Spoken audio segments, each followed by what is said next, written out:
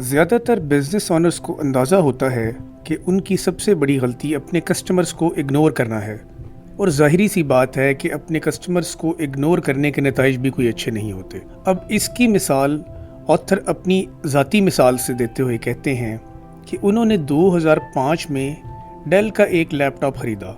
जब उन्होंने ये लैपटॉप ख़रीदा उसमें कुछ इशू था। अब इस इशू की वजह से उन्होंने डेल की कस्टमर सर्विस से रब्ता किया, मगर जब उनको कस्टमर सर्विस से कोई ख़ास रिस्पांस ना मिला तो उन्होंने अपने पर्सनल ब्लॉग पर इस बुरे कस्टमर एक्सपीरियंस के बारे में लिख दिया। अब यहाँ पर कुछ इंटरेस्टिंग होता है। बहुत ही जल्द ऑथर की तरह के कई दूसरे लोग जिनको डेल की सर्विस से इशू था वो भी इस ब्लॉग पर आ जाते हैं, और इतने ज़्यादा लोगों के आने की वजह से ये ब्लॉग गूगल के फर्स्ट पेज पर रैंक हो जाता है। यानी जब भी कोई इंसान डेल के बारे में कोई सर्च करता था तो ये ब्लॉग टॉप पर आ जाता था। अब इसकी वजह से डेल को काफ़ी ज़्यादा मुसीबत का सामना करना पड़ा। तो यहाँ से अंदाज़ा होता है कि एक नाराज़ कस्टमर कितना ख़तरनाक हो सकता है। अब डेल से यहाँ पर एक छोटी सी गलती हुई।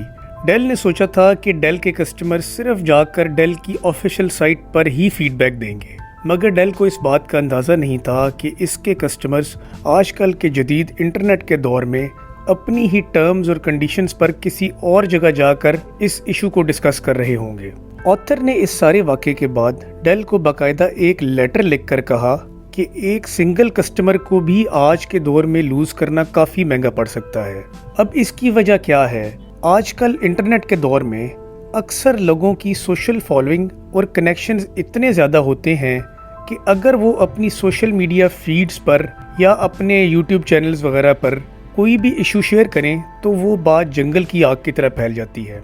अब इस पॉइंट पर ये तो साबित होता है कि कंपनीज के पास अपनी गलतियों को छुपाने के लिए कोई ख़ास जगह नहीं रही। जो भी गलती कोई कंपनी करेगी उसके यूज़र्स फ़ौरन इंटरनेट पर वो गलती को वायरल कर देंगे। अब यहाँ पर हमें ये समझ में आता है कि आजकल के दौर में कंपनीज को फेयर और ट्रांसपेरेंट होना पड़ेगा। अपने अनहैप्पी कस्टमर से बात करना होगी और उनको समझना होगा, और उनका जो भी इशू है उसको हल करना होगा। अब जब भी कोई कस्टमर आपकी कोई प्रोडक्ट लेता है तो ज़ाहिरी सी बात है कि वो अपनी किसी प्रॉब्लम को हल करने के लिए आपकी प्रोडक्ट लेता है, और अगर आपकी प्रोडक्ट उसकी उस प्रॉब्लम को हल कर दे तो शायद वो वर्ड ऑफ माउथ के ज़रिए या उसी सोशल मीडिया को पॉजिटिव वे में यूज़ करते हुए आपकी प्रोडक्ट को वायरल भी कर सकता है। अब आपके लिए ज़रूरी है कि अपने कस्टमर्स के बिहेवियर को और उनके इश्यूज़ को ज़रूर स्टडी करें। इसके लिए आप ख़ास तौर पर वो ब्लॉग्स पढ़ें जहां पर कस्टमर्स आपकी प्रोडक्ट के बारे में डिस्कशन कर रहे होते हैं, या उसके अलावा आपकी प्रोडक्ट के बारे में जो भी रिव्यू देते हैं आप उसको डीपली स्टडी करें। अब अगर आप अपने आप से एक सवाल पूछें कि हमारी प्रोडक्ट की सबसे ज़्यादा इम्पोर्टेंस किसके लिए है, तो ज़ाहिरी सी बात है, एक हमारे अपने लिए और दूसरा हमारा कस्टमर। अब इसी बात को जहन में रखते हुए जो कंपनीज फ्यूचर इकोनॉमी मॉडल्स पर फोकस कर रही हैं उनमें से ज़्यादातर कंपनीज अपनी प्रोडक्ट्स की क्रिएशन के टाइम अपने कस्टमर्स को भी उस प्रोसेस में इन्वॉल्व करती हैं। आज से पहले कंपनीज अपनी प्रोडक्ट के क्रिएशन प्रोसेस को सीक्रेट रखती थीं कि उनका कोई आइडिया चोरी ना हो जाए, मगर आजकल के दौर में हालात मुख्तलिफ होने की वजह से इससे ज़्यादा फोकस इस चीज़ पर किया गया है कि क्लाइंट से टाइमली फीडबैक ली जाए, यानी क्लाइंट को क्या चाहिए, और उस प्रोसेस में क्लाइंट की फीडबैक के ज़रिए कंपनीज अपनी प्रोडक्ट को किस तरह से इम्प्रूव कर सकती हैं। अब आजकल ब्लॉगिंग के ज़रिए भी बड़ी कंपनीज अपनी प्रोडक्ट के टेस्ट वर्जन्स के बारे में अपने क्लाइंट से फीडबैक लेती रहती हैं। डेल ने 2005 की इस एपिसोड के बाद 2007 में आइडिया स्टॉर्म के नाम से एक वेबसाइट बनाई जिसमें वो कस्टमर से अपने आइडियाज़ के बारे में पूछ सकता था, और कस्टमर्स के आइडियाज़ के थ्रू वो अपनी प्रोडक्ट्स को बेहतर तरीके से मॉडिफाई करके बनाते थे। बिल्कुल इसी तरह गूगल भी जो सर्विस बनाता है पहले उसका एक बीटा टेस्टिंग वर्जन लॉन्च करता है। ये बीटा टेस्टिंग वर्जन एक एक्सपेरिमेंटल प्रोडक्ट को लॉन्च करता है जिसके ज़रिए कुछ कस्टमर्स अपनी फीडबैक देकर उस प्रोडक्ट के बारे में गूगल को आगाह करते हैं, और इस फीडबैक के ज़रिए गूगल अपनी प्रोडक्ट को मज़ीद इम्प्रूव कर देता है। इसके साथ साथ जब आप किसी कस्टमर से इंटरेक्ट करते हैं तो वो कस्टमर भी इम्पोर्टेंट फील करता है, اور آپ کو پتہ ہی ہوگا کہ ایک ہیپی کسٹمر خود آپ کی کمپنی کی مارکیٹنگ کرتا ہے۔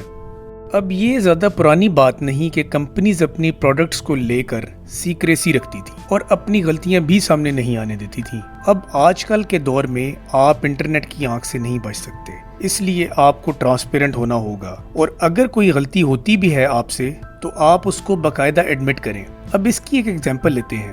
2004 میں جرنلسٹ ڈین نے بش گورنمنٹ کے ٹائم ایک ملٹری ڈاکومنٹ پریزنٹ کیا۔ اب چند بلاگرز کو اس ڈاکومنٹ کی اوتھینٹسٹی پر شک ہوا، لہٰذا انہوں نے اس ڈاکومنٹ کی انویسٹیگیشن کی اور بعد میں یہ فیک ہی ثابت ہوا۔ اب اس کا نتیجہ کیا ہوا؟ ڈین کو باقاعدہ لیگل چارجز کا سامنا کرنا پڑا اور ان کو باقاعدہ سزا ہوئی۔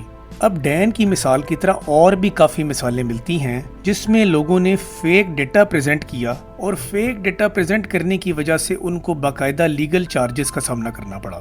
اب ہمیں یہاں پر ایک بات سمجھ میں آتی ہے کہ آپ کو غلط انفارمیشن کو بالکل نہیں پھیلانا چاہیے۔ اگر کسی کمپنی سے کوئی غلطی ہوتی بھی ہے تو اس کو اس غلطی کو باقاعدہ اوپنلی ایڈمٹ کرنا ہوگا۔ گوگل یا اور سرچ انجنز غلط انفارمیشن کو لے کر بہت زیادہ سیریس ہیں اور وہ کسی بھی سرچ کو لے کر ان بائسڈ اور کلیئر سرچ ریزلٹس دیتے ہیں۔ تو یہاں پر ثابت ہوتا ہے کہ اگر آپ کچھ غلط کرتے ہیں تو کچھ ہی دیر میں وہ خبر انٹرنیٹ پر وائرل ہو جائے گی۔ تو یہاں پر یہ بات سمجھ میں آتی ہے کہ اگر آپ کوئی بزنس کرتے ہیں اور آپ کوئی پروڈکٹ کو آن لائن سیل کرنا چاہتے ہیں تو اس کو لے کر آنیسٹی بہت زیادہ امپورٹنٹ ہے۔ اگر آپ اپنی پروڈکٹ کو لے کر کسی کو مس گائیڈ کریں گے تو آپ کو اس کی وجہ سے باقاعدہ چارجز کا سامنا بھی کرنا پڑ سکتا ہے۔ اب کسی بھی پروڈکٹ یا اس کی ویب سائٹ کے لیے اس پروڈکٹ پر آئی گئی ٹریفک بہت زیادہ میٹر کرتی ہے۔ اب زیادہ تر لوگ گوگل کے ذریعے ہی کسی پروڈکٹ کو سرچ کرتے ہیں اور اس کے لیے لوگ گوگل پر کویسچنز کرتے ہیں جس کے جواب میں جو پروڈکٹس گوگل کو نظر آتی ہیں وہ اپنے سرچ ریزلٹس میں ڈسپلے کر دیتا ہے۔ تو اگر آپ ایک ویب سائٹ چلاتے ہیں تو آپ کو اپنی پروڈکٹ کے بارے میں بھرپور طریقے سے ڈیٹیلڈ انفارمیشن دینا ہوگی۔ آپ کو اپنی پروڈکٹ سے ریلیٹڈ تمام سوالات کے جواب ویب پر کنٹینٹ میں رکھنا ہوں گے۔ اس کی ایگزامپل اس طرح سے دیکھتے ہیں کہ اگر آپ نے ایک ہیلدی سیلڈ بیچنا ہے تو لوگ گوگل پر اس طرح کے سوالات پوچھ سکتے ہیں جیسے diet to lose weight, how to lose weight with healthy food, یا اس طرح کے اور سوالات۔ تو اگر آپ کی ویب سائٹ پر آپ کے کنٹینٹ میں اس طرح کے سوالوں کے جواب ہوں گے تو ہی آپ کی ویب سائٹ رینک کرے گی۔ اب آج کل میڈیا بھی ایک نئے طریقے سے آپریٹ کرتا ہے۔ آپ کو آج کل کے دور میں کچھ بولنے اور سننے سے کوئی نہیں روک سکتا۔ ظاہری سی بات ہے کہ جس شخص کے پاس بھی موبائل یا انٹرنیٹ ہے وہ کوئی بھی کنٹینٹ سن یا لگا سکتا ہے۔ اب اس چیز کی وجہ سے دنیا کے مختلف حصوں میں جب ایک جیسے ٹاپکس کو لے کر ڈسکشن ہوتی ہے تو وہ آپس میں لنک ہو جاتی ہے۔ وہ کس طرح؟ گوگل اس طرح کرتا ہے کہ وہ جب بھی کسی ایک ٹاپک کو دیکھتا ہے کہ اس پر ملٹیپل جگہوں پہ ڈسکشن ہو رہی ہے تو وہ اس ڈسکشن کو آپس میں لنک کر دیتا ہے اور اس ایک ٹاپک پر تمام کولیکٹیو انفارمیشن لوگوں کے سامنے آ جاتی ہے جب بھی وہ اس کو گوگل کے اوپر سرچ کرے۔ اب آج سے پہلے انفارمیشن دنیا میں کسی بھی جگہ اتنی آرگنائز طریقے سے نہیں تھی۔ اب چاہے آپ دنیا کی کسی بڑی سے بڑی لائبریری میں بھی چلے جائیں تو ڈیٹا اتنا کولیکٹیو اور آرگنائز طریقے سے آپ کو نہیں ملے گا۔ اب انٹرنیٹ کے رائز نے پوری دنیا کو آپس میں کولیبوریشن پر مجبور کرنا شروع کر دیا ہے۔ گوگل نے بھی کولیبوریشن نیٹ ورکس پر کافی زیادہ فوکس کیا ہے۔ کولیبوریشن نیٹ ورک ایک ایسا نیٹ ورک ہے جس میں ہر کوئی اپنے حصے کا کام کنٹریبیوٹ کرتا ہے اور لارجر پکچر میں اس نیٹ ورک کو سب کولیبوریٹرز کا کافی فائدہ ہوتا ہے اور اس کے ساتھ ساتھ کولیبوریٹرز کو بھی نیٹ ورک کا بہت فائدہ ہوتا ہے۔ یعنی جتنا وہ نیٹ ورک بڑا ہوتا جائے گا اس پر اتنی ہی زیادہ ٹریفک آتی جائے گی اور اس ٹریفک کی وجہ سے اس نیٹ ورک کو بھی فائدہ ہوگا اور جو کولیبوریٹر اس پر اپنا ڈیٹا ڈالتا ہے اس کو بھی فائدہ ہوگا، اور یہ ایک ون ون سچویشن بن جاتی ہے جس میں کولیبوریٹر اور نیٹ ورک دونوں کو بھرپور فائدہ ہوتا ہے۔ اب اگر آپ ایک اسمال بزنس کے مالک ہیں تو شاید آپ کو اپنی نیش تلاش کرنے میں ایک چیلنج آتا ہوگا، مگر آج کل کے دور میں انٹرنیٹ اور گوگل کے بعد آپ اپنی کوئی بھی یونیک پروڈکٹ اس کے رائٹ کسٹمرز تک پہنچا سکتے ہیں، اور اس چیز کے لیے آپ کو گوگل، امیزون، ای بے، علی بابا اور ریٹیل ویب سائٹ سے کافی زیادہ ہیلپ مل سکتی ہے۔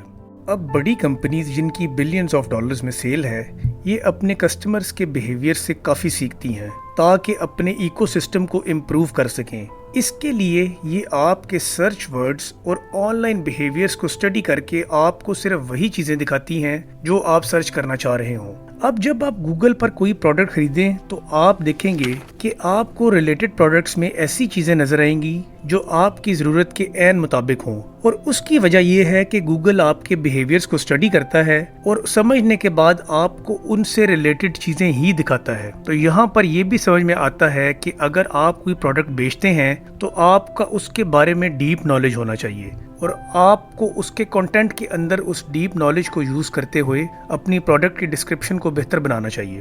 اس طرح کرنے سے آپ کی پروڈکٹ کی سیل کافی بڑھ سکتی ہے۔ اب گوگل ایک فری سروس ہے، اور کچھ سال پہلے کی بات کریں تو گوگل کی طرح کی کوئی بھی فری سروس اویلیبل نہیں تھی۔ اب اس فری سروس کا فائدہ اٹھاتے ہوئے دنیا میں تقریباً تمام بزنسز اپنے آپ کو گوگل پر پروموٹ کر رہے ہیں۔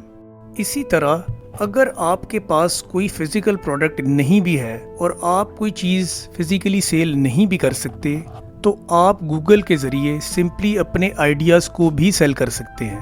وہ کس طرح؟ آپ اپنے آئیڈیا کے بارے میں ویڈیوز بنائیں اور بلاگز لکھیں۔ ان بلاگز کو آپ یوٹیوب اور گوگل جیسے پلیٹ فارمز پر پبلش کریں۔ اب جب یہ ویڈیوز لوگ دیکھیں گے تو اس کی وجہ سے آپ کو کافی ٹریفک آئے گی۔ آپ سمپلی یہ کریں کہ اپنی یوٹیوب ویڈیوز اور گوگل بلاگز وغیرہ کے اوپر ایڈز لگا کر آنے والی ٹریفک کے ذریعے پیسے بھی کما سکتے ہیں۔ تو انٹرنیٹ کے رائز سے بزنس کے کانسیپٹس بھی بدل گئے ہیں، اور کمپنیز کو ان تبدیلیوں کو جلد از جلد قبول کرنا ہوگا۔ جتنا جلد آپ اس چیز کو سمجھیں گے اتنا ہی زیادہ آپ کو فائدہ ہوگا۔